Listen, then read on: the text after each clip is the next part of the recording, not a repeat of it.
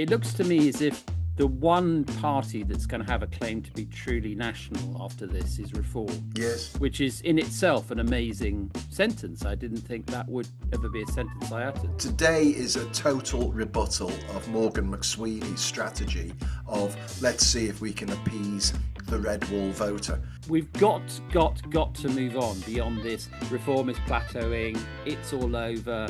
People have rumbled him. The criteria by which an insurgency is judged are different to the criteria by which a government is judged. I've been told by many people who know him that he is, let's put it no more strongly, because I'm not a psychiatrist, but let's put it no more strongly than he is deeply, deeply fed up. Yeah.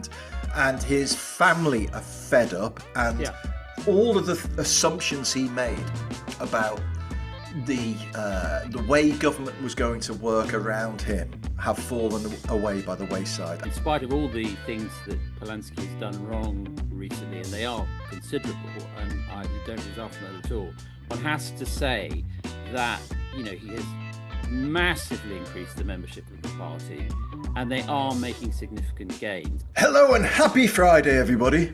Happy Friday, one and all. Hope you're all having a good, well, it's a very interesting day, isn't it? At least.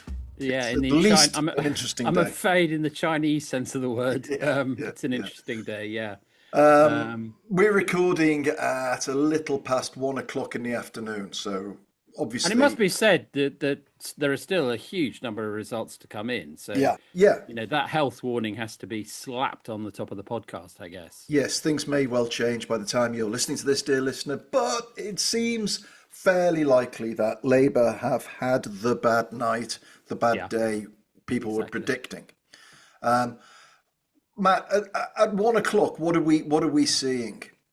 Well, I mean, you're seeing lots of things, I think. The sort of headline takeaways is that I think what's going to come out of today, there'll be lots of granular detail which we can unpack over the weekend, but it looks to me as if the one party that's going to have a claim to be truly national after this is Reform. Yes. Which is in itself an amazing sentence. I didn't think that would ever be a sentence I uttered, but it is the case.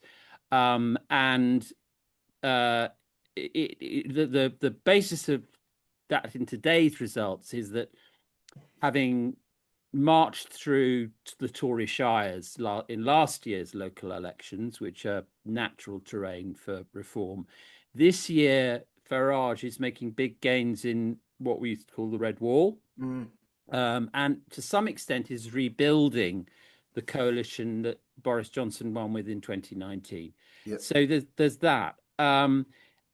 I mean, my concern, and I do want to shout out if listeners haven't seen it yet, Matt's written a fantastic sort of editorial about first response to it, which is on the site live now. Go and look at it; it's really interesting. But I mean, it's just a terrific take on where we are. I mean, I don't really have much to add to that, and I think you should say what you said, Matt, but I mean, just to add, just before that, is that the thing that worries me is that the sort of insta takes from the cabinet, we can talk about Starmer in due course, were sort of don't change the pilot, Lammy, and Yvette Cooper, calm reflection. And certainly, I mean, calm reflection at a moment like this sounds good, but we all know what that means, which is bugger all. Yeah, and they don't change the pilot. I mean, I was listening to him deliver that alongside John McDonnell, who bizarrely, I mean, John McDonnell with Corbyn, well, he was always like the sort of sane one in the Corbyn gang, and he's maintained that sense of sanity and also a sense of fairness, whether you like him or not. And he did say, oh God, David, I wish you hadn't used that analogy, because you bloody do change the pilot when it's when the plane is nosediving towards the ground. You do. And so it was a bad analogy to make, and with an obvious rebuttal. One thing I think is worth noting is that what we're seeing today, as you picked up about the gains that Reform are making in the Red Wall area, is that today is a total rebuttal of Morgan McSweeney's strategy of let's see if we can appease the Red Wall voter. I never believed that was a good idea. And actually, it was a compound negative because they haven't appeased any red wall voters, No. but they've alienated traditional centre-left Labour voters. And Yes. that's a polling disaster for them, Yeah. which they're now reckoning with. And in the piece, and thank you for your kind words, it was one of those easy pieces to write because I wasn't really saying very much profound, but I was saying what we've been talking about for a Yeah. while, and with a greater sense of clarity. And I described Starmer as Schrodinger's PM because he is simultaneously politically alive and dead today. Yeah. And he's dead in the sense that I think it's absolutely inevitable now that he cannot lead a Labour victory. He maybe can lead them into the next general election, but he will not lead a Labour victory Yes. at the next I general think election. that's right. That's right. That's absolutely clear. But he's still politically alive in the sense that he can influence dramatically the chances for Labour to recover, to change trajectory, and within the 3 years they've got to put up a challenge to reform. And I'm not saying that at this stage it's even likely that they'll succeed in that, but something has got to change. And the conclusion I've reached is that Starmer is a very proud and a very obstinate man. And this reality will have come very hard to him. But I also know, because I've been told by many people who know him, that he is, let's put it no more strongly, because I'm not a psychiatrist, but let's put it no more strongly than he is deeply, deeply fed up. Yeah. And his family are fed up, and Yeah. all of the assumptions he made about the way government was going to work around him have fallen away by the wayside, and he's bemused and confounded by it. And he's not in a great place personally, but Mm. he is planning this speech on Monday, and he's planning in the King's speech on May the 13th, next week, a raft of measures that he hopes will be seen as a radical turning point. And I don't think they will be. I don't think they're enough. Key in those measures will be a statement professing that now we can no longer afford to pretend that Brexit is anything other than a disaster, and we need to more closely align with the European Union. But he will not consider going back on the red lines in the manifesto. So no single market entry, no customs union entry, no admission on freedom of movement, all of which are essential, I think, to really integrating ourselves into the economic bloc. And my conclusion on that is that it speaks to him as a man that he thinks that this is bold, and I don't think it is. I think Yeah. it's not. It's weak. It's a halfway house. It's a bone to throw to an electorate that's already solidified in its opinion that he is not up to the job. Now, whether that's right or wrong, as we've said many times on this podcast, it's the point because That's the message. Yeah. The problem with democracy is that the customer is always right in that sense. Yeah. You can batter your head against a wall and object all one likes, and sometimes it is baffling. Oftentimes it's baffling, but that's the game of politics. I think there are two pieces here which are obviously intimately linked, but they're not the same. One is the who and the other is the what. So the who is obviously about, and I think you and I agreed that it's a question of pace really now. He said to this morning, Starmer, and I thought his choice of words was very subtle actually. He said, "I will not walk away." Now, that's not Harold Wilson saying, I'll tell you what's going on, I'm going on. It's not aggressive. It's, I won't leave my post. There's a lot of wriggle room in that. Yeah. And allied to that is some quite well-sourced briefing in the last few days, which has not been fully denied, that Ed Miliband has been counselling him on the basis that Ed Miliband, does not want the crown again. He's been Labour leader once, but he does think that Starmer has to set out a timetable for withdrawal. And it's sort of, it doesn't quite work this, but it's almost as if Ed Miliband is being Nancy Pelosi to Starmer's Joe Biden, Exactly. Yeah. but in a more friendly fashion. Yeah. So there's that, and it's certainly true that none of the obvious contenders are really ready to take over. So, for all sorts of reasons, I don't think anything is going to happen immediately. That could all happen in on Monday. Who knows? But I don't think that. So that's the who. Um, and I think that you're right that he has at least a chance to offer some serious progressive ideas to help his successor stand a chance against reform. Yeah. That leads to the what, and actually, I think that's a lot harder than those who are straining at the leash in Labour ranks for a moment of regicide really understand, because the what is the way to beat Farage. I mean, I think what we have established beyond question now is that obviously it's important to attack Farage and all of his, crimes, sins, the money he gets, the way he manipulates the media, his outrageous relationship with GB News, all of that, very important. But it's nowhere near sufficient. You have to have an offer from Labour or one party, but it's obviously got to be Labour, that answers the questions that Farage poses, but not simply by emulating him. To your Morgan McSweeney point, that they are radical, they are audacious, they do even have a whiff of recklessness about them. I mean, I don't mean that too much, but that they are the work of a party that has a 165-seat working majority and can do big things in 3 years.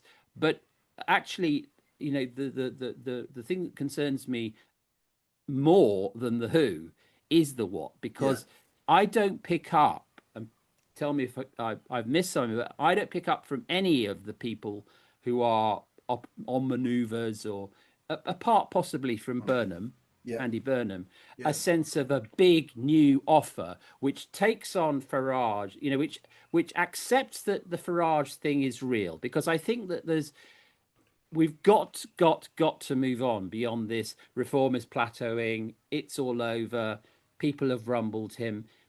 The criteria by which an insurgency is judged are different to the criteria by which a government is judged. 100%.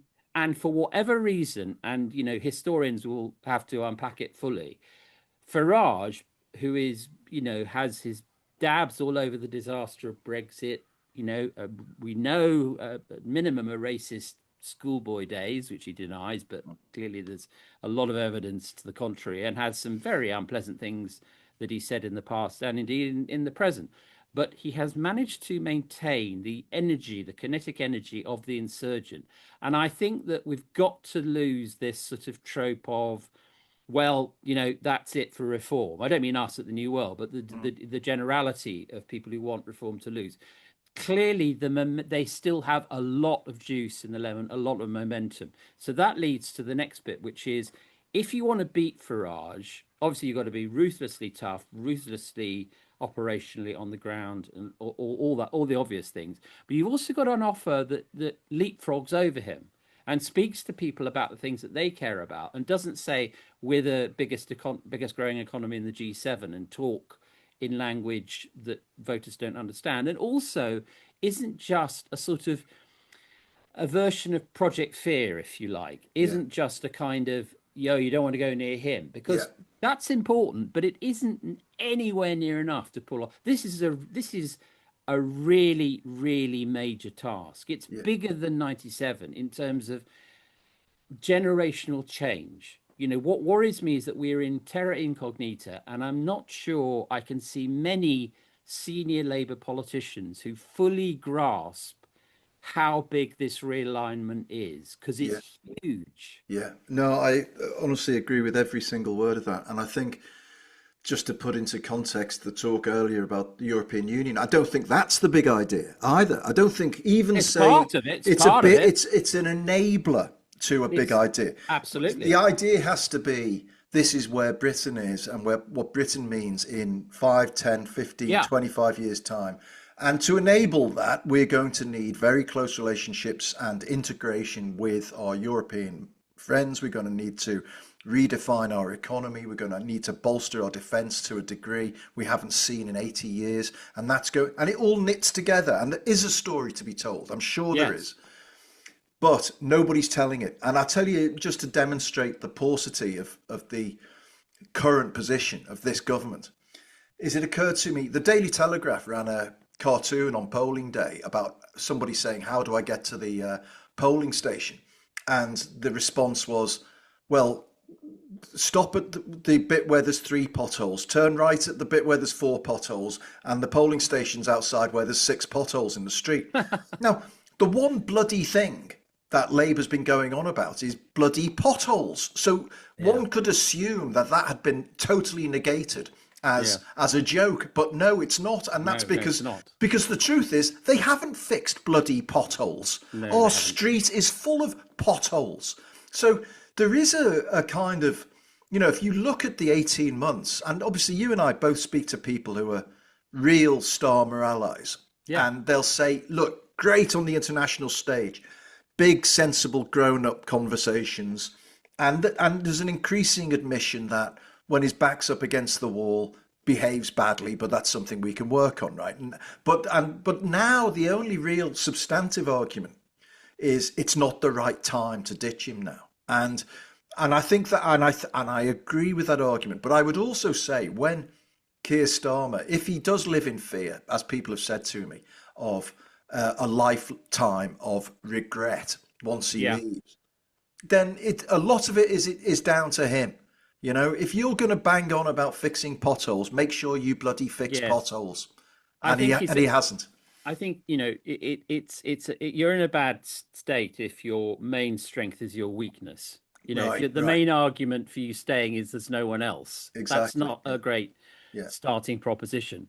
I mean, I think, to be fair to him, and indeed to anyone in the political class at the moment, the challenges facing government now are epochal. I mean, they actually, 97 was tricky. There was a lot to do, but capitalism needed some readjustment in this country to put more money into public services, to make the tax system a bit fairer, to give young kids a good start in Sure Start, and all those good things, get the Bank of England independent. But there wasn't a great existential crisis facing the West generally, or the UK specifically. This was still in the warm afterglow of the end of the Cold War. 2026 is a very different moment. The world is incredibly volatile. We're facing a technological revolution in AI that dwarves all of the ones that we've lived through. We are facing climate emergency. We are facing a desperate intergenerational crisis where young people really do wonder why they bother. They can't get a job. Entry-level jobs are 30% down on last year. They can't get a home until they're 40. And so these are huge, massive tasks that will require huge, massive solutions. So it's not just Labour that can't offer a technocratic yesteryear answer. None of the parties can. And of course, the great irony about reform is that it doesn't offer any answers at all. No. It really doesn't, literally doesn't offer any answers. What it offers is it grievance laundering, anger, pointing enemies out, imagined or real, mostly imagined, and just utilizing the frustration of people as a fuel to get it into office.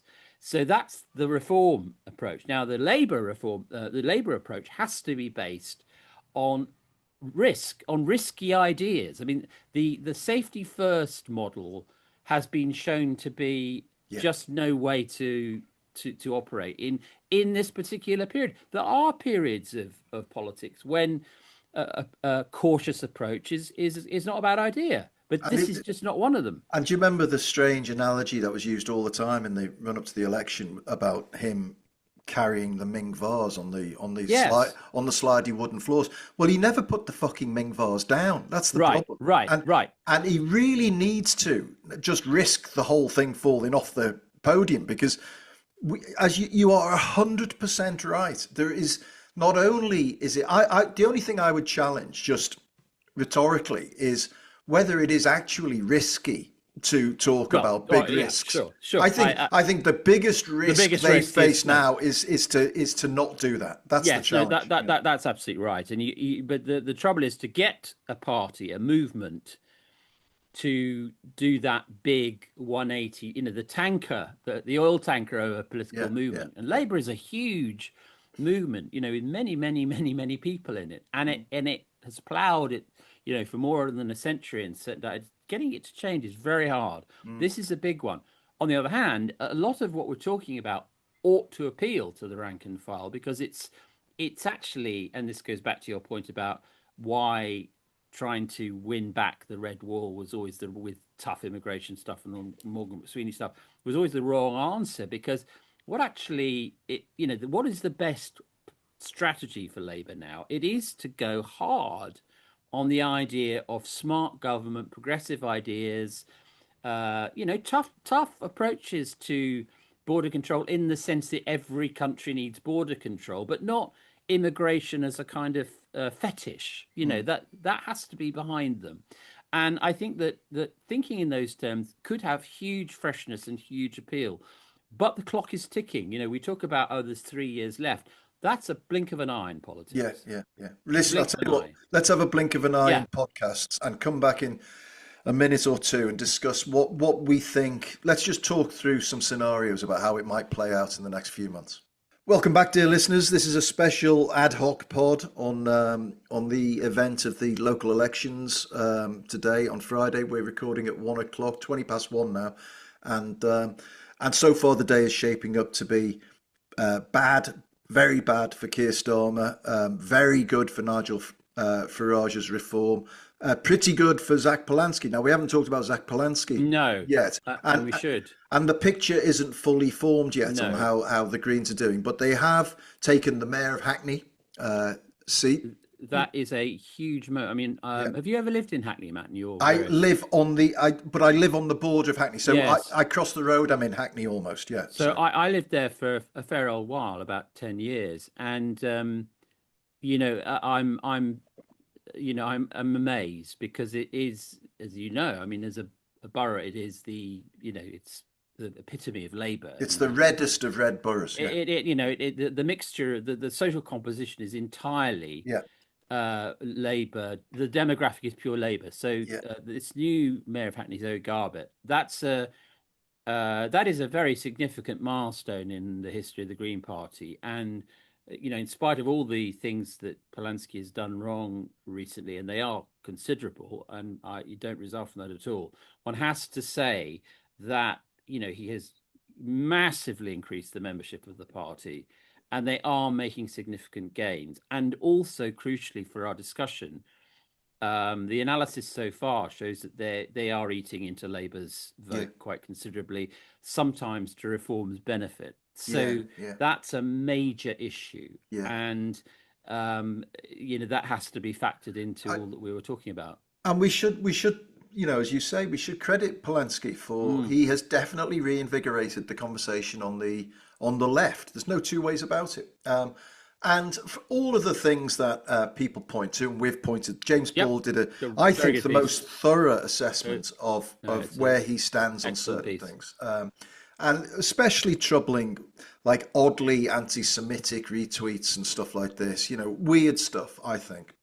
For all of Polanski's flaws, you've got to credit him with a little bit of self-awareness. When he was asked by Nick Robinson, "You want to be PM? Are you ready for it?" He said, "No, I'm not. Absolutely not." Yeah, that was a good moment. Right. But I'm learning, and there's an authenticity to him, which people find very appealing. I was stopped in the street by a friend of mine who is a very, very well-to-do lawyer, right? Very well-to-do lawyer, a traditional Labour supporter, and he said, "Why is everyone having a go at Zach Polanski all of a sudden? What's that all about?"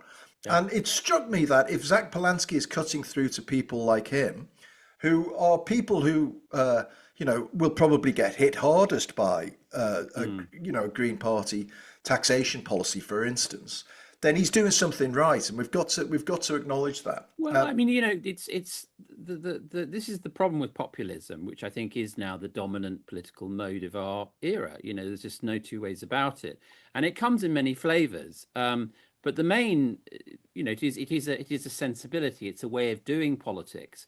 Farage and Polanski couldn't be further apart in all sorts of ways. But what they do have in common is exactly what you said about. They've got that authenticity. Farage is not scared of telling a Telegraph interviewer Yeah, that he was nervous about the elections, right? yeah, Starmer would never say he was nervous about the elections before, right? that's right.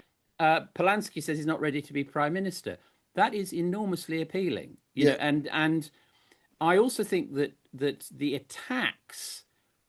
I mean, this is a sort of media conundrum, isn't it? Because obviously we have to hold all politicians to account on any number of bases. mm, But one of the things that populists are very good at doing that traditional politicians aren't is turning hostility to their advantage. right. So I know from talking to some Green voters over the last couple of weeks, when Polanski was having a pretty torrid time of it, especially after the Golders Green attacks.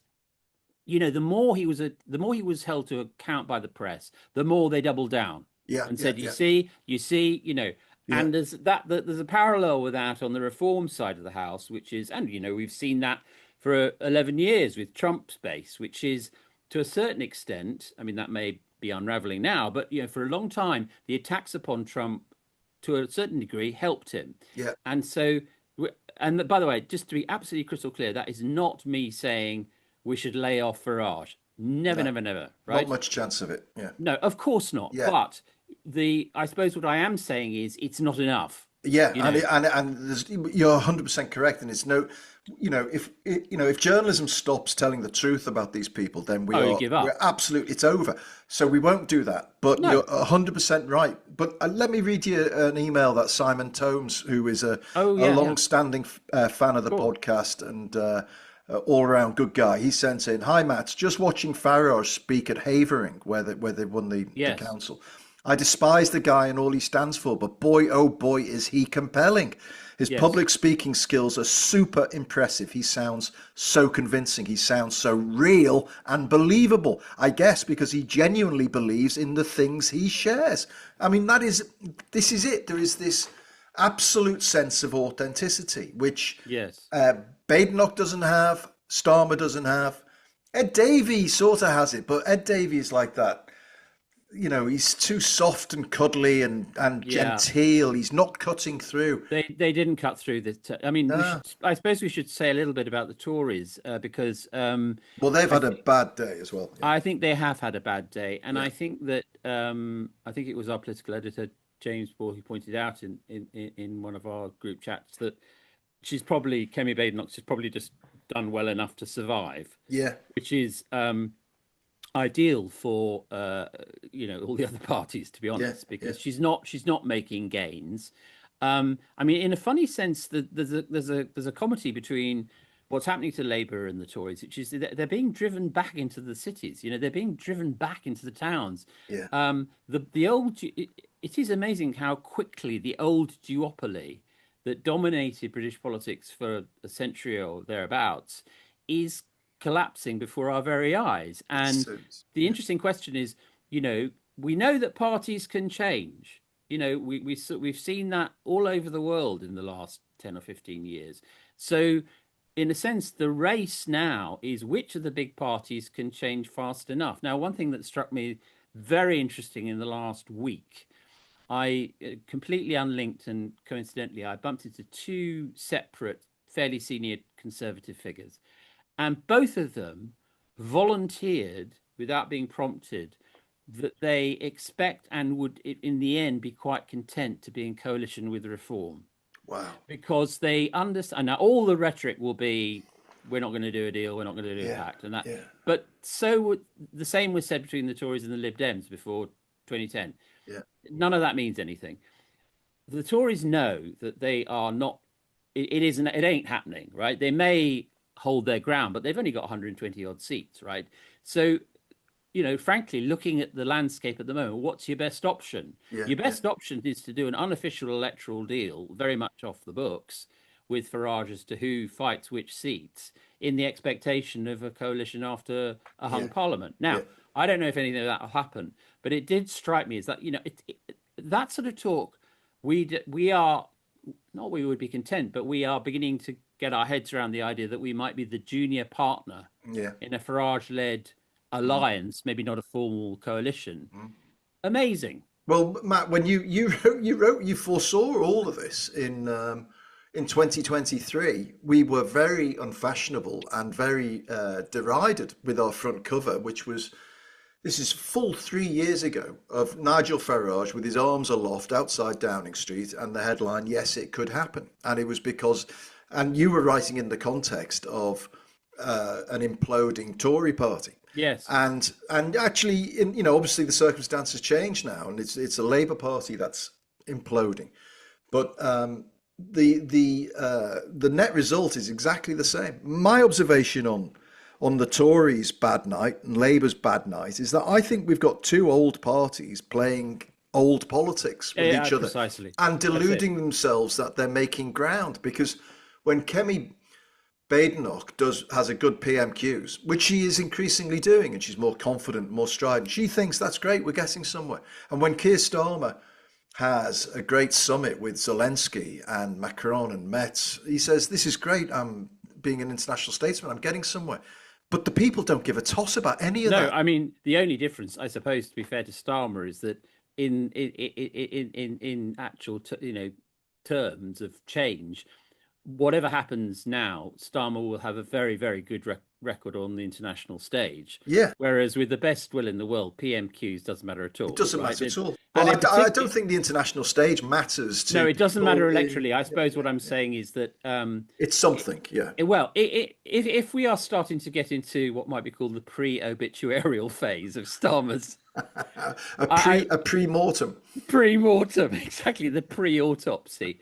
I think the one bit of his, I mean, there are two bits actually. If we're going to quickly do that, I mean, one thing is that between 2020 and 2024, he took a party that had suffered its worst defeat since 1935 and delivered it its a 174 seat majority, right, and got rid of the stain of Corbynism. That alone makes him one of the great Labour leaders, Yeah, you yeah, know, yeah, and he hasn't been a good PM, but on the international stage, he has been a very, very impressive statesman. yeah, So if it all ends tomorrow, yeah,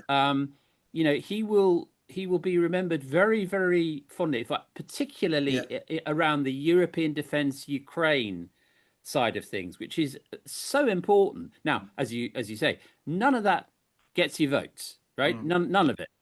But in history, it does matter. Can we come back? Can we talk about for a minute, because we've spent now what 30 odd minutes talking about these elections as though they were national elections. Well, These are local elections where yeah. thousands of councillors are thrown out of their seats and people who care deeply about their Yes. local communities.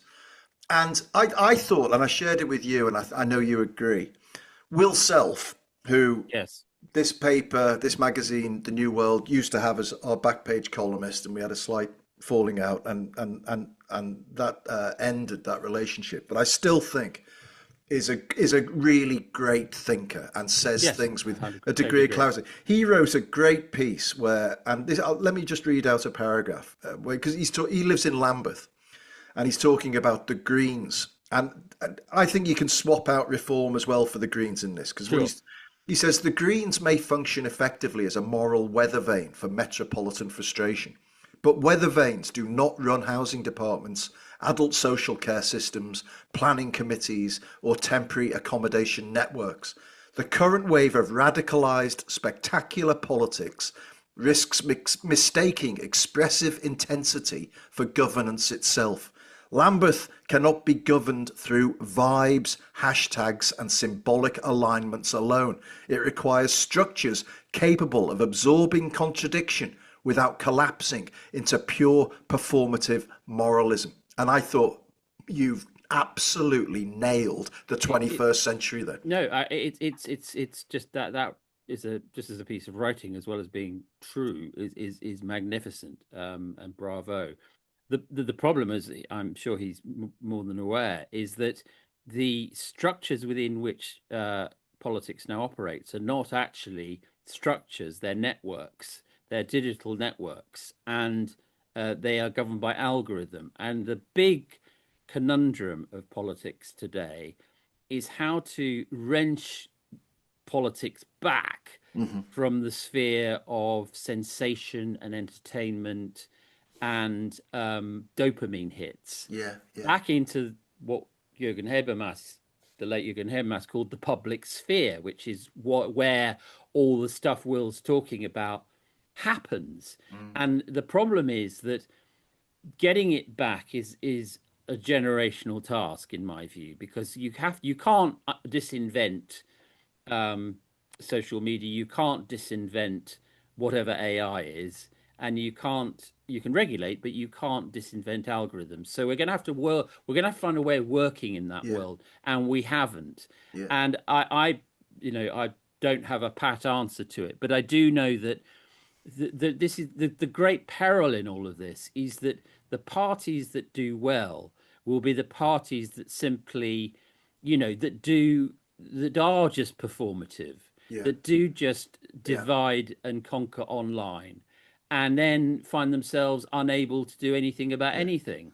And my view, which I've said before, is that I think the winner of the next general election will not necessarily be the party that just does all of that sort of throws up the promise and lets the algorithm reach the most. But there is a chance that the winner of the next general election will be the party that can provide the platform for democracy to have that conversation. Yes, That's what's absent now. And that is a displacement of the chaos we're seeing on yes, social media right now. with the caveat that what you can't do, as the Democrats showed in 2024, is put democracy on the ballot. It's not enough to say, well, it's not enough. It's not only not enough. It's a bad idea to tell the voters if you lot vote for reform, Yeah. you're all autocrats and racists, right? Yeah, yeah, yeah, Whereas we're Democrats, yeah, right? yeah, What you have to do is by show not tell, demonstrate why democracy delivers yeah, tangible change to you and your kids, yeah. right? I mean, That's it. my fundamental critique of Keir Starmer's prime ministership is when he came and said, "I want a politics that treads less heavily on your lives." I think the absolute inverse is true. I think I what agree. this country needs is a politics that makes itself relevant and urgent in Yeah, people's lives and gives them yeah. a sense of involvement and agency in politics. And You know, I that's gone now. and I'd like to see some fight back on it. So the next time some idiot in Reform or the Tories talks about the deep state, right? I'd like to hear someone in Labour, really take them to task and say, hold on a second, what you call the deep state, the officialdom that you routinely mock and scorn and knock about, kept this country together during the Brexit wars and kept this country together during COVID. Government, though imperfect and much in need of reform, is not all full of, conspiratorial oligarchs. Thank you very much. Yeah. And to your point, well, yeah, we need more politics, not less. Not politics, not shouty politics, but politics which is about the use of power to good and progressive purposes. And somewhere down the line, that connective tissue has got torn and needs badly to be mended. And it isn't a straightforward task. But, we have to try. Yeah, We've got to give it a try. for sure. 100%. Dear listeners, I hope you've enjoyed the conversation. I've very much enjoyed working through some of these challenges facing us. Well, over the years that Matt and I have been doing this podcast now, but today, when we arrive in a new situation, we talk through. I always find Yeah, it absolutely invigorating me and too. wonderful, and I hope you join us in that sentiment. So, thanks for Tell us, tuning tell in. us what you think. Tell us Tell what you us, think. tell us what you think. We've got our Q&A on Sunday, which is I love it, and but I'm always surprised by it. It's our most listened to episode of the week by far. I was speaking to somebody who said, "Well, it's because it's up early on a Sunday, and Sunday's a great day to tune into a great political chat." So that was And very nice. Interactive. It's interactive, folks. So we'll be back on Sunday morning with our Q&A. Do tune in to that one. Send in your questions to 2matts@tnepublishing.com. That's the number 2, MATTS at tnepublishing.com. If the surge of reform scares the living shit out of you, then don't just sit there and read about it or sit there and listen about it. Go and do something positive and subscribe to The New World and engage with it. And you'll be supporting independent media that understands the challenge but has a very clear commitment to looking for positive answers for the corrosive populism that people like Nigel Farage stick out there into the political environment. So go and Now subscribe. more than ever. Now more than ever. Ever. It's cheap as chips as well. So, there's really no excuse. Come and support us, please. Go to thenewworld.co.uk/2mats. And there's a best offer there for 2Mats listeners. Thank you as ever to Matt Withers for going above and beyond on this Friday extra podcast. And we'll be back on Sunday. Until then, have a great weekend. Have a great weekend.